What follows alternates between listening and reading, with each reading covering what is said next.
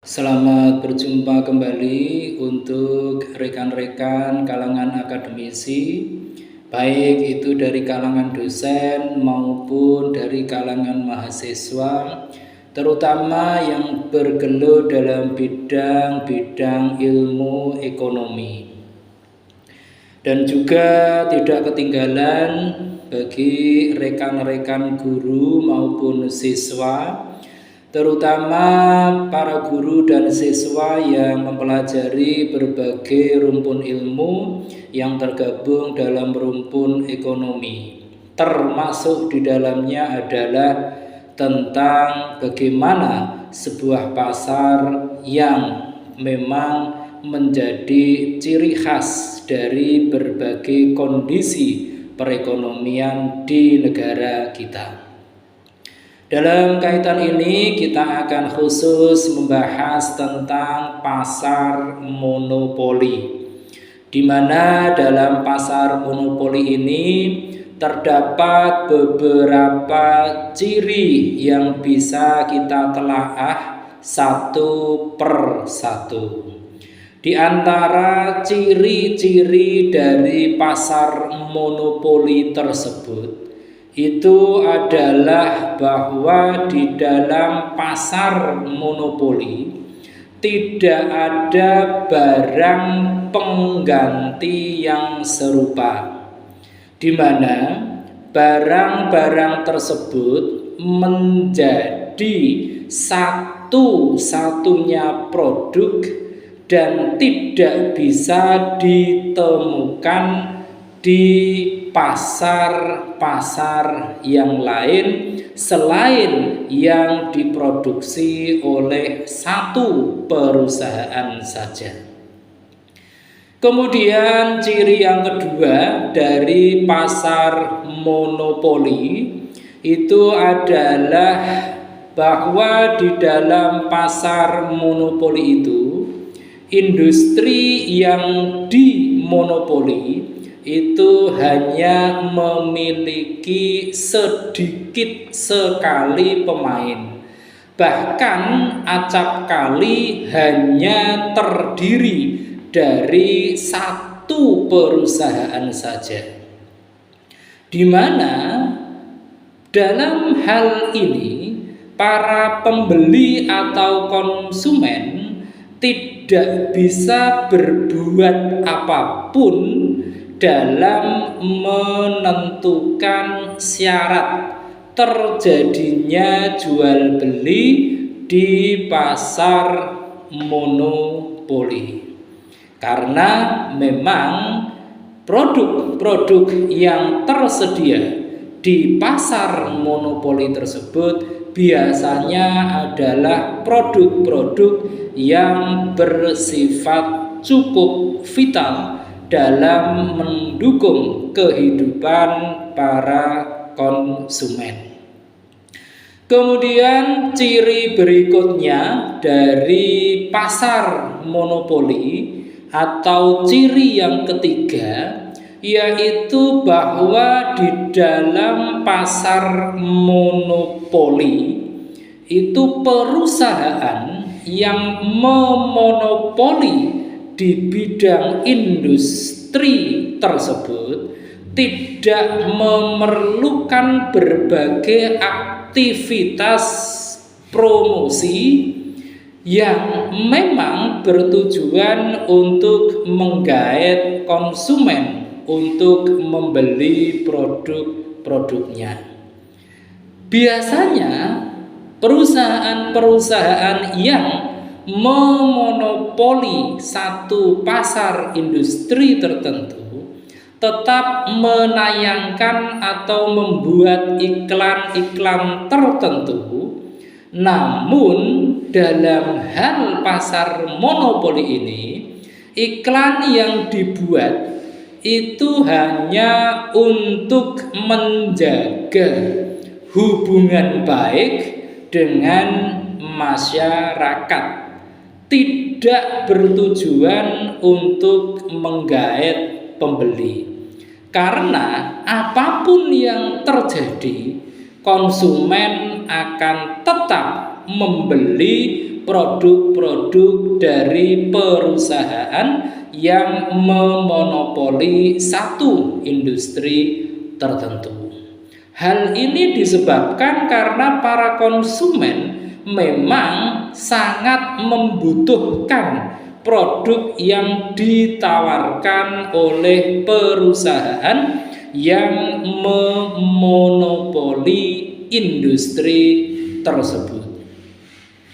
Dan ciri yang keempat dari pasar monopoli adalah bahwa di dalam pasar monopoli perusahaan lain itu sangat-sangat sulit untuk turut serta masuk dalam industri yang telah dimonopoli tersebut.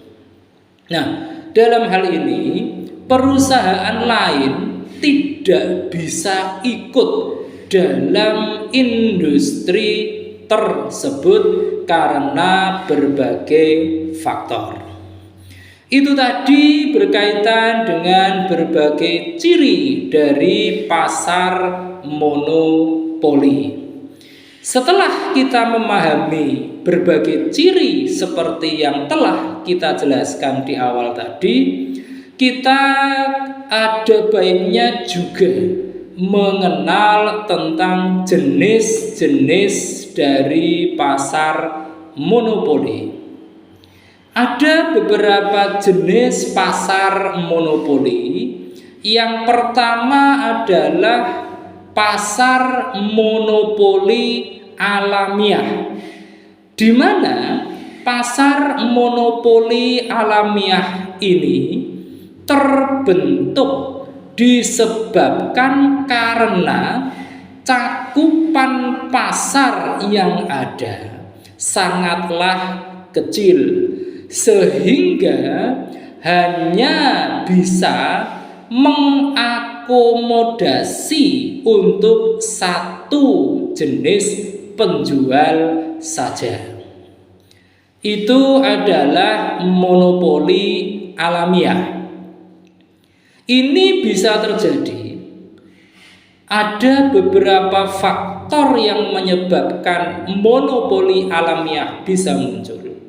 Namun ada satu yang bisa dijadikan contoh dalam hal ini adalah biasanya dalam pasar yang sangat kecil tersebut, tingkat keuntungan dari apa yang diperdagangkan ke tengah-tengah konsumen, tingkat keuntungannya sangatlah kecil, sehingga tidak merangsang produsen atau penjual lain untuk turut serta meramaikan pasar yang memang cakupannya sudah sangat kecil tersebut.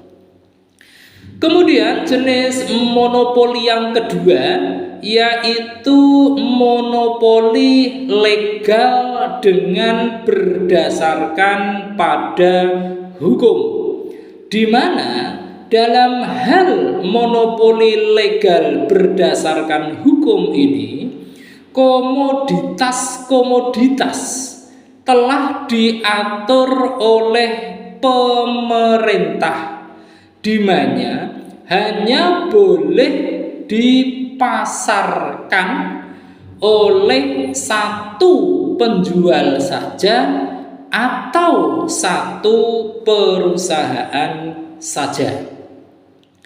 Kemudian jenis monopoli yang ketiga yaitu monopoli lokal regional, di mana monopoli lokal regional ini bisa muncul pada saat perniagaan berbagai jenis barang yang telah dimonopoli, harga dan yang lain faktor-faktornya hanya terjadi di area terbatas pada wilayah-wilayah tertentu saja.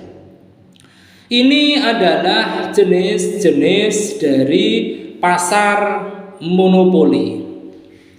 Terus kemudian muncul pertanyaan, apakah di dalam pasar monopoli ini ada kelebihannya? Tentu saja di dalam pasar monopoli sekalipun juga tetap ada beberapa kelebihannya.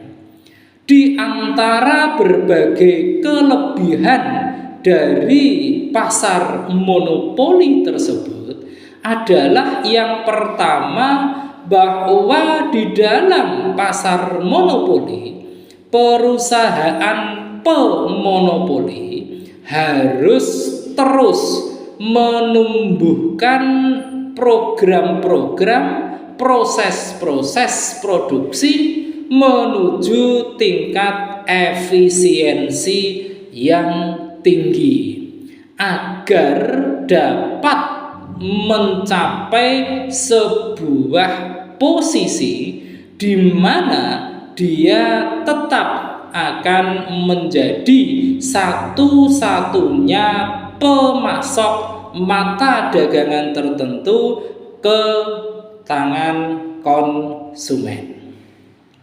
Kemudian kelebihan yang kedua yaitu bahwa kekuasaan dari perusahaan yang memonopoli satu industri tertentu haruslah tetap melalui mekanisme kontrol sekaligus evaluasi secara berkala, terutama oleh negara.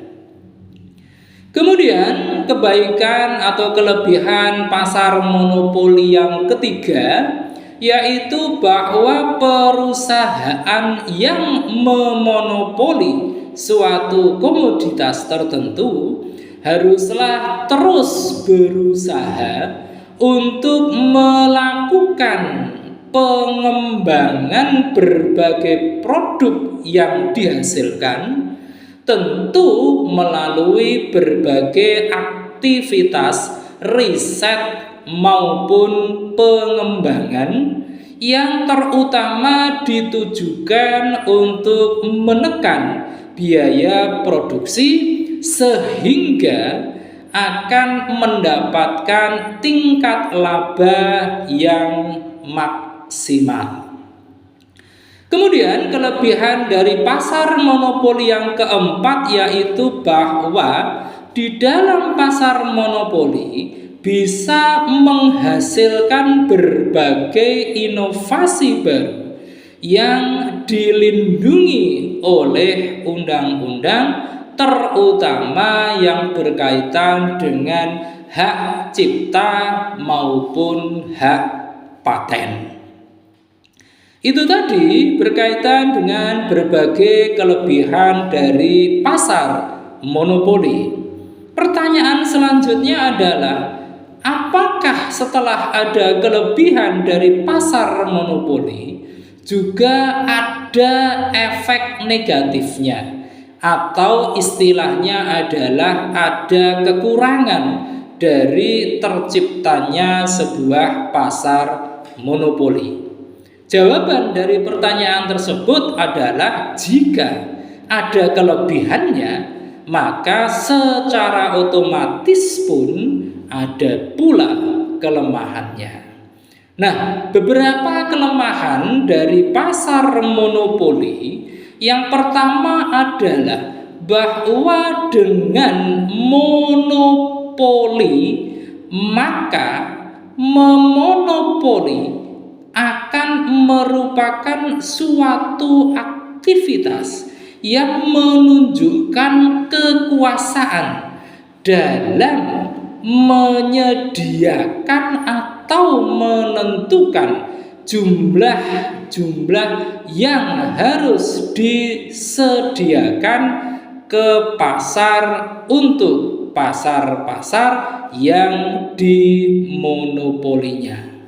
Sehingga hal ini akan berdampak pada ketersediaan produk-produk yang ada di pasaran. Yang kedua, kelemahannya adalah bahwa di dalam pasar monopoli, pemonopoli akan bebas menguasai pendapatan, terutama karena biasanya pasar monopoli, si penguasa pasar akan menjadi betul-betul menguasai pasar untuk jangka waktu yang cukup panjang. Dan kelemahan ketiga, bahwa di dalam pasar monopoli, persaingan di dalamnya itu akan menumbuhkan ketergantungan konsumen karena tidak dapat melakukan aktivitas memilih produk dari perusahaan lain selain dari perusahaan yang telah memonopoli berbagai komoditas tertentu. Dan satu lagi, kekurangan atau kelemahan dari pasar monopoli yaitu bahwa persaingan di dalam pasar monopoli akan menumbuhkan eksploitasi terhadap pemilik faktor-faktor produksi. Nah, setelah kita memahami tentang ciri-ciri, tentang yang namanya kelebihan, kemudian kekurangan, tentu kita juga ingin mengerti apa dampak dari kebijakan pasar monopoli. Adapun dampak yang pertama dari terjadinya pasar monopoli yaitu akan membuat konsumen tidak memiliki kebebasan dalam hal memilih produk yang sesuai dengan kehendak maupun keinginan mereka. Dampak yang kedua yaitu bahwa dengan pasar monopoli akan menghambat, paling tidak terjadinya penghambatan inovasi karena perusahaan dengan penguasaan pasarnya kurang termotivasi untuk mencari dan mengembangkan berbagai teknologi maupun proses produksi yang menuju ke arah efisiensi tinggi. Kemudian dampak ketiga dari pasar monopoli adalah adanya kesenjangan dalam pembagian pendapatan masyarakat yang memang sangat membutuhkan berbagai produk yang di antara produk-produk tersebut hanya dikuasai oleh satu perusahaan saja. Kemudian pertanyaan selanjutnya adalah mengapa pesaing dari perusahaan pemonopoli sulit sekali atau bahkan tidak bisa masuk ke dalam pasar monopoli? Alasannya adalah bahwa yang pertama, di dalam pasar monopoli hanya satu perusahaan yang menguasai bahan utama untuk memproduksi barang, sehingga perusahaan lain itu tidak bisa memperolehnya. Yang kedua adalah bahwa biaya produksi menjadi lebih efisien karena hanya satu saja produsen yang bermain. Kemudian yang ketiga adalah kadangkala pemerintah memberikan hak eksklusif kepada satu perusahaan tunggal untuk memproduksi sekaligus menjual barang-barang tertentu. Kemudian, apa yang menyebabkan terjadinya pasar monopoli? Yang menyebabkan pasar monopoli adalah di antaranya adanya kebijakan pemerintah yang memberi hak kepada sebuah perusahaan untuk menjual suatu produk tertentu. Penyebab yang kedua adalah kepemilikan atas modal yang sangat besar. Biasanya ini bisa terjadi karena adanya merger atau penggabungan dari beberapa perusahaan. Dan penyebab yang ketiga adalah penguasaan sumber daya atau bahan baku yang tidak dimiliki oleh perusahaan lain. Nah, kalau begitu, kira-kira yang menjadi contoh beroperasinya pasar monopoli di Indonesia itu apa? Ada beberapa industri di Indonesia yang memang diberikan hak eksklusif untuk satu perusahaan saja untuk memberikan pelayanan kepada konsumennya. Beberapa contoh diantaranya adalah ada PT PLN yang menyediakan energi listrik. Kemudian juga ada kalau di daerah namanya perusahaan daerah air minum. Ini juga menyediakan kebutuhan akan air bersih bagi masyarakat. Juga ada PT Kereta Api Indonesia yang sampai saat ini masih diberikan hak eksklusif oleh pemerintah untuk memberikan layanan kepada masyarakat, khususnya dalam bidang layanan transportasi kereta api. Demikian pembahasan singkat kita tentang pasar monopoli. Mudah-mudahan dengan pembahasan yang cukup singkat ini tetap menambah wawasan kita, terutama tentang pasar monopoli, dan kita akan membahas di kesempatan yang lain dengan tema-tema, dengan topik-topik yang tidak kalah menariknya. Demikian, terima kasih atas perhatian Anda semua. Jangan lupa setelah menyaksikan tayangan ini, silahkan Anda klik di layar Anda untuk like, Anda komen, Anda share, dan tentu saja jangan lupa subscribe. Terima kasih.